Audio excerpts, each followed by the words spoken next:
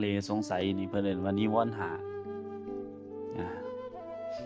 คันเฮาบ่ฝึกสมาธิเฮาก็จะถูกนิวรณ์ห้านี่กุมรุมอยู่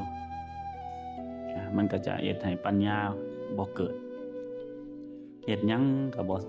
บ่ค่อยสำเร็จคันถูกนิวรณ์ห้ากุมรุมอยู่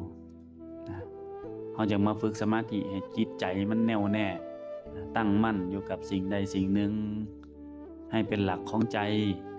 ให้เป็นบ้านของใจให้เป็นที่กำหนดรู้ของสติให้เป็นที่กำหนดรู้ของจิต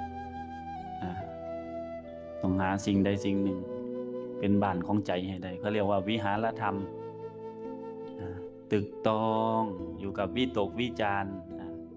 อย่างเช่นลมหายใจเข้าหายใจออกเราต้องมีวิหารธรรมเครื่องอยู่ใจมันจังบ่สเปะสปะไปบ่ไหลไปอดีตบ่ไหลไปอนาคต